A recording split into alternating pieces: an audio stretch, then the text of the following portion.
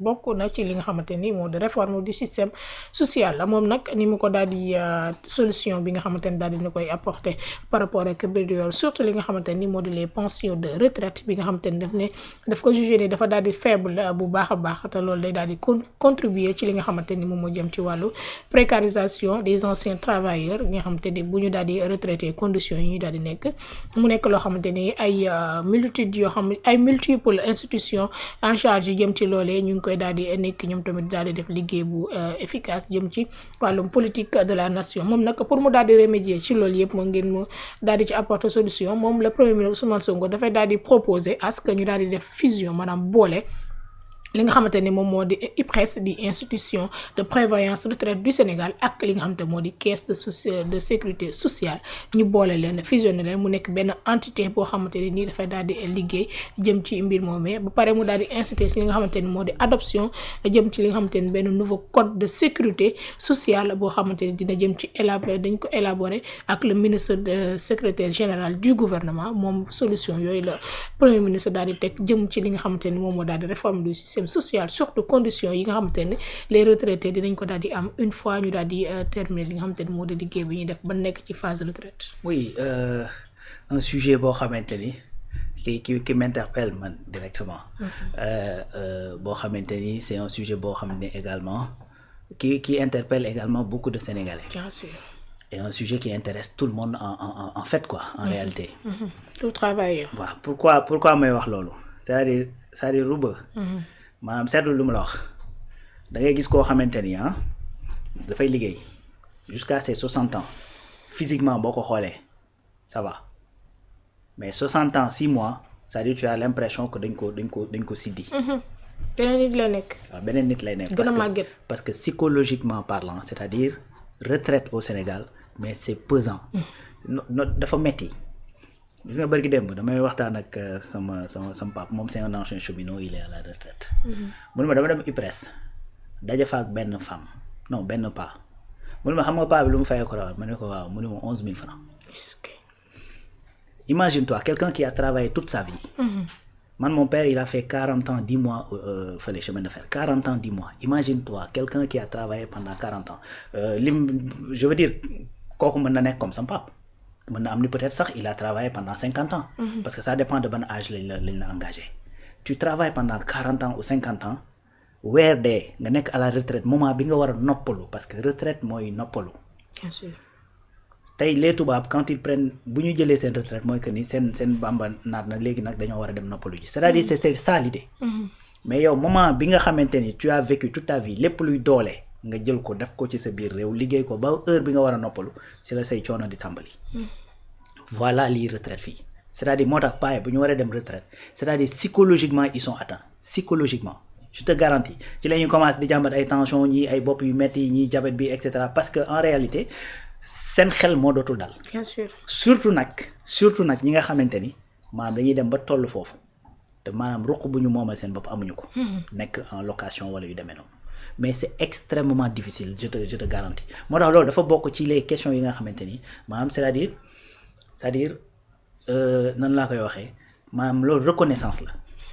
reconnaissance parce que tey bu ñu toogee bay wax naan non chemin de fer bi daan na daw fii wala yooyu wala transport bi daan na def nii wala telle société mi ngi dox wala Ageroute wala et cetera c'est parce que y a eu des pionniers y a eu ay mag yoo xamante ni fii dañ fa nekk seen ndaw ba bi ñuy retraité génn foofu pour ñu mën fee ñëw fekk dara moo tax on leur doit cette reconnaissance boobu mooy fexe nu ñuy revaloriser li nga xamante ni mooy seen i acquis ba bu ñu demee à la retraite ñu mën a toog dal te gis nga affaire bi li ci gën a garaaw xam nga mooy lan mooy c'est-à-dire cette tension là maanaam du yem ci góor gi de c'est-à-dire c'est toute la famille qui va supporter xam nga dans quel sens yaa gis ku liggéey ba retraité say doom nekk ci buntu am di la defaral sa kër wala ñu lay yor seen yaay yor seen peut-être tante ji ci kër gi yor seen soxna ak seeni doom kooku fan lay réaliser quelque chose xam nga donc day nekk benn cycle infernal nga xamante ni yow da ngay daw ba sonn ñëw toog après sa doom jël relais bi di daw di fay location ba màgget ñëw toog doomam après jël le relais. Parce que à un moment il faut vaincre le signe indien il faut que à un certain moment ñu ne stop il faut qu'on arrête par là et que ñu fexe nan la ñuy revaloriser effectivement ñi nga xamante ni ñooy suñuy retraités parce qu'ils sont très fatigués. seen veuve yi pareil da ngay gis koo xamante ni retraité na dem na ba nekk mag jóge na fi bàyyi fi soxnaam gis nga boo demoon tey IPRES bi nekk Pikine fii.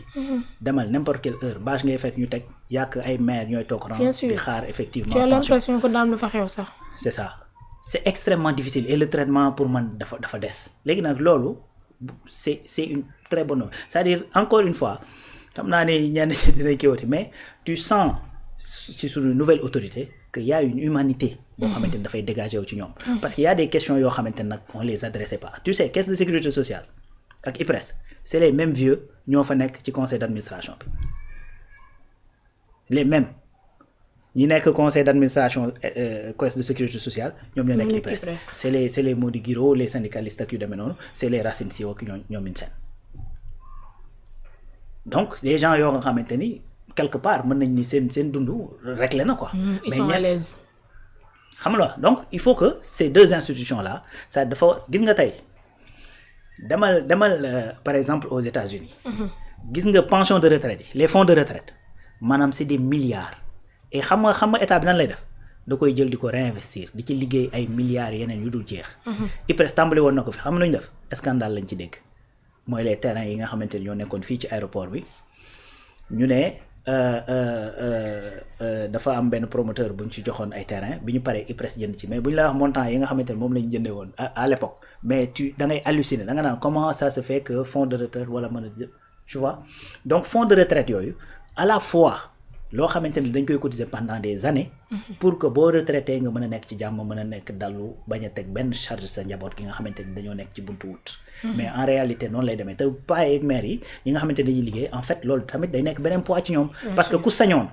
booy màgg doo nekk poids ci say doom day fekk lu bari régleel nga leen ko après ñu loolu mais finalement da ngay dem retraité après nekk 4 poids ci say doom parce que li nga xamante ni moom ngay gagner comme retraite baaxul imagine 11 000 francs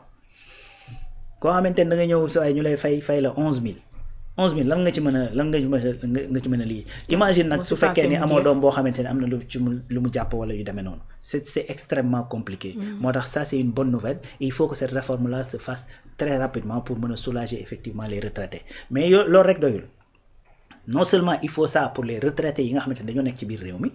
mais également les retraités expatriés. Bien sûr. Ça également c'est une question fondamentale qu'il faut adresser. gis nga tey le Maroc encore une fois je donne son exemple bépp doomam boo xam ne da ngaa liggéey Canada ba retraité boo ñibbisee Maroc sa fonds de pension dañ koy déplacer indi ko Maroc da ngay gis fii doomu Sénégal bu dem bitim réew liggéey ba retraité am na nu muy demee boo def ndànk ci yenn pays yi fonds de retraite am fa la koy bax kenn du ko indi Sénégal ça également il faudrait que état du Sénégal tamit réfléchir ci loolu te xam ni ci ñi nga xamante ne ñooy diaspora bi te ñu war leen respecter nag chaque jour ma répété ko fii. diaspora li muy dugal ci biir réew mi c'est-à-dire aide extérieure ak prêt yiy jógee ci institution de Bretton Woods yi boo leen boolee. li diaspora bi dugal ci réew mi ko ëpp. 1500 à 1600 milliards par année donc ci biir diaspora boobu am na ci des gens qui sont actifs am na ci ñoo xamante ne dañoo dem à la retraite. da nga ciy gis ay sénégalais yu retraité duñ nangoo ñibbi si Sénégal xam nga lu tax parce que bu ñu ñëwee fii seen retraite bi nekk foofu peut-être am jafe-jafe. donc dañuy finalement toog foofu wala bu ñëwee fii peut-être xam nga retraité yi fii système de santé beeg tout ça. donc moo tax te quand on parle système de santé et qu'on parle caisse de sécurité sociale système de santé dafay dugg si parce que caisse de sécurité sociale moom mooy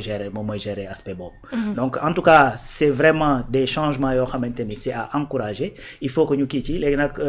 premier ministre Ousmane Sonko instruction bu mu joxe def nañu réfléchir sur la possibilité su fekkee mën na nekk comme ça ñu mën leen a boole.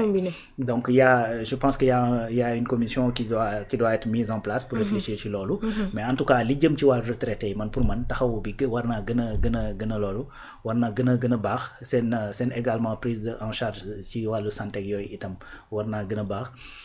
réfléchir également sur des mécanismes yoo xamante ni ñi nekk ci informel bi tamit dinañ leen mën a intégrer ci loolu. parce que foofu tamit manne financière bu bari moo fa nekk parce que y a pas que gars yi du ñu cotiser rek ñu jël cotisation yi tamit daal di koy teg ci ay caisse daal di bàyyi foofu mu tëdd di nelaw certainement état il faut mu utiliser ko pour régler des problèmes. donc nañu fexe nu ñu dugalee le secteur informel ci biir loolu. bokk na tamit ci li nga xamante ni moom moo koy daal di proposer muy adoption d'un code de sécurité sociale boo xamante ni pour ñu daal di koy mettre en place en collaboration avec le secrétaire général du gouvernement lépp rek ngir mën a sécuriser ñi nga xamante ni moo di les retraités. ah oui parce que en fait gis nga y a à manger à boire gis nga tey boo fi tijji woon nii ligne ne gars yi dañu woote wax yan difficulté li ñuy dund mais tu sais da ngay étonné. Da ngay étonné vraiment il y a des retraités qui souffrent sincèrement il y a des retraités qui souffrent et en même temps sans le vouloir di souffrir loo seen ay njaboot. bien sûr. gis nga xam naa un retraité boo xamante ni maanaam bi muy waaj a retraité la jaay benn terrain bi mu jaayee terrain bi am occasion ñu wan ko benn kër boo xamante ni dañ ko tabax ba mu rasé. mu daal di koy jënd maanaam gis nga fa mu loué woon dëkkaat na fa presque 5 ans amul lu mu yeggalee kër bi nga xamante ni coulé nañ ko il a fallu que après ci biir 5 ans yi ay doomam ñoo commencé di voilà donc yàlla di leen dimbali ñuy góorgóorlu. lu ñu for sànni ci kër ga pourtant dëkkuñoo ñoom dëkkuñu ak moom xam nga yor nañ seen i jabar yor seen i doomam yi yor seen i jabar yor seen i doom. maanaam ci doomam yooyu kenn moo ci am terrain kenn bi mu amee terrain bi yàggul ñi ci des ñëpp lépp lu ñu for xëpp nañ ko ci kër paa bi te en réalité comme ni ko olof di faral di waxee kër baay du kër surtout nag yow imaginez je dis des choses qui sont un peu voilà mais les gens vont comprendre. Imaginez nga am ay doomu baay ñu nekk ay doomu baay ñun ñëpp ñu daal di jël kër gi daal di ciy dugal ku nekk suñu alal. mën nañoo juboo de duñu am benn problème mais àddina kenn xamul de quoi demain sera fait. bien sûr. léegi ngeen dox ba tey góor gi nekkatu fi. ndono taxaw. mu ngi noonu c'est-à-dire des problèmes parce que man damaa gis ñoo xamante ni maanaam ñu bokk ndey ak baay. kenn raxu leen bi problème ndono amee dañoo am ay jafe-jafe. bien sûr. donc je dis pas que à chaque fois nag jafe-jafe day am mais je veux juste faire comprendre message bi ma bëgg a jàllale. léegi ñooñu noonu maanaam tey. ka nga xamante ni tey doomam yooyu mais bu sañoon doomam yooyu am seeni kër. nekk fa ak seeni doom nekk ci sécurité mais ñooñu mënuñu ko c'est-à-dire dañuy obligé nekk ci seeni yitte kër papa xam nga te même buñ fa dëkkul ils sont obligés de le faire parce que duñ ko seetaan muy nekk ci yenn conditions yi. bien sûr. alors que ñoom moment boobu waroon na fekk paa bi lijjanti loolu depuis longtemps mais circonstances yi mu doon liggéeyee peut-être permettre ko. salaire bu ndaw ngay am. bool balaa boo ko jëlee balaa ñaari fan mu jeex da ngay obligé dawaat surtout nag paa yi nga xamante ne dañoo amoon ay coopératives. ay coopératives nga xam ne da ngay ñëw ñu jox la ravitaillement et tout ça bu weer dee ñu dagg la ko nga reprendre à zéro daal di demaat lebaat ci coopérative bu weer dee ñu daggaat la ko nga demaat reprendre à zéro yooyu yàgg la amatul depuis longtemps mais ça a existé donc voilà